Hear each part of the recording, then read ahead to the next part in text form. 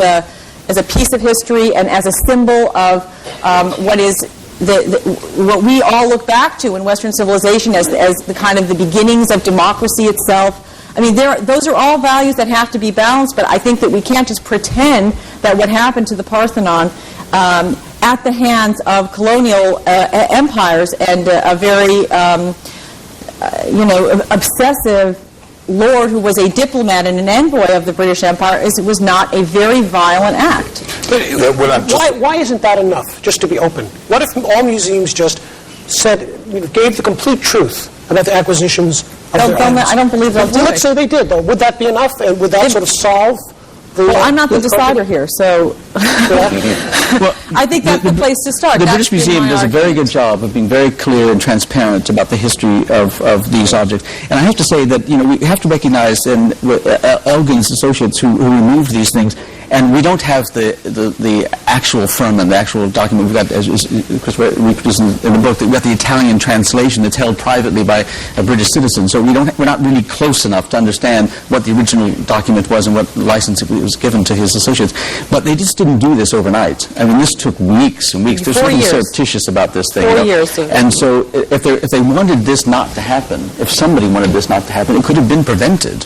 This wasn't something that just was stolen away. What the Greeks pointed out there is that Athens at that point was under foreign occupation.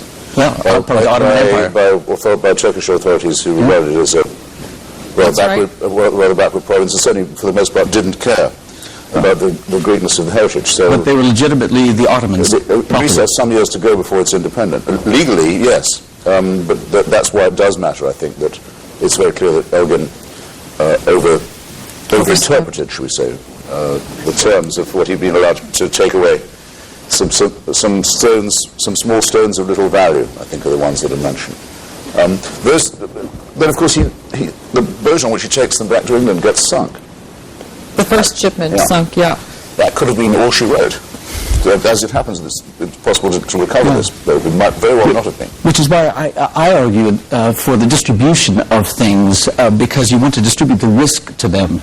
If they were all in one place, be that one place London or Berlin in 1945 or New York in 9/11 or Baghdad or Kabul today, you're concentrating the risk of their extraordinary destruction of a great deal of them is great. If you distribute them around the world, you distribute the risk and case for the I've already said that I agree with you about that, as do the government and people of Greece. They want a Greek diaspora of sculpture.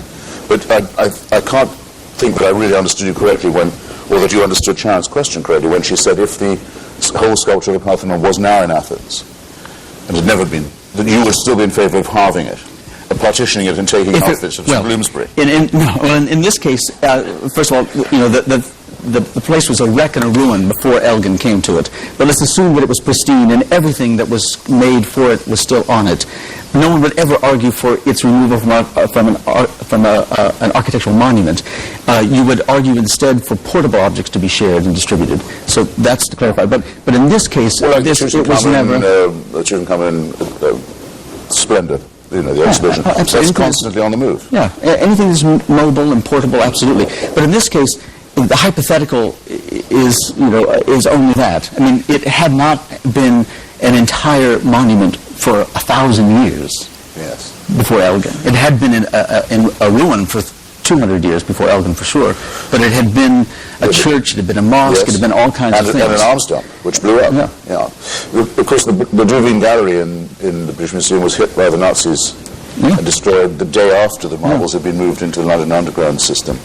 So they're very nearly blown up. There's no safe place. And of course, that's why they shouldn't be only in one place. Of course, all their patina and veneer was removed by being cleaned with wire brushes. Barbaric action. Not all of them, but something like 20% of the British Museum has never been able to give a decent account of the way it vandalized the marbles while they were in its care. So the more you examine the British case that they helped to save them by taking them away, the more shabby that case becomes. Let's move on to another more portable piece. Let's look at slide 15, and maybe Sharon could talk a bit about this and what's involved. Yeah, just to show you that that this is a pretty complicated question, and I myself am not on one side of the issue or the other. This is a story that I tell in the book about the return of a cache of beautiful gold and silver objects from the Lydian civilization. It's referred to as the Lydian hoard.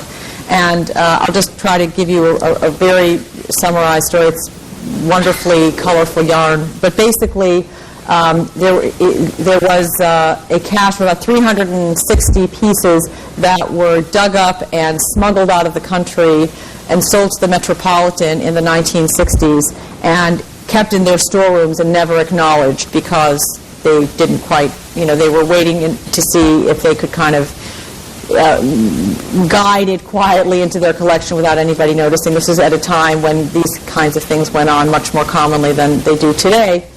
And there was a Turkish journalist who's a character you'll meet in the book if you read it, Özkan Acar, who had heard about this, and there were some leaks of this that had been out in the Times of London.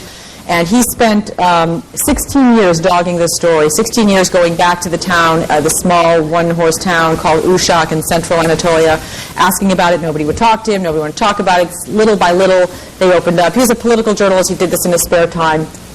And then he actually was posted to New York, or I think he became a freelance journalist and moved to New York and would visit the Met all the time, occasionally to see if these pieces would ever show up on display, because he could never get an answer out of the Met as to whether they had this cache called the Lydian Hoard or not. And in fact, in 1985, he was visiting the museum and saw that he saw pieces that he recognized, because he had, by that point, he'd already made very good contacts and good friends with the townspeople of Uşak, and they had described the pieces to him, so he knew exactly what he was looking for.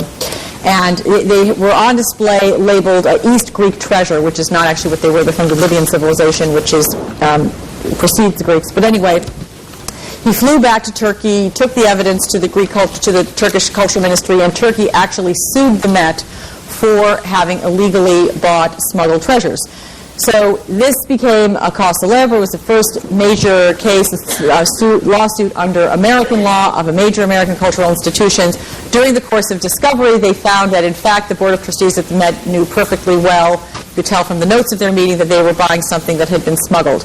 So before anything went to court, the Met caved. They gave the Lydian Hoard back, and it was returned to Turkey with great fanfare, lots of parties. The president himself opened the box, and big press conference. Children drew cartoons. They had balloons. Lots of people started suing for asking for stuff back as a result.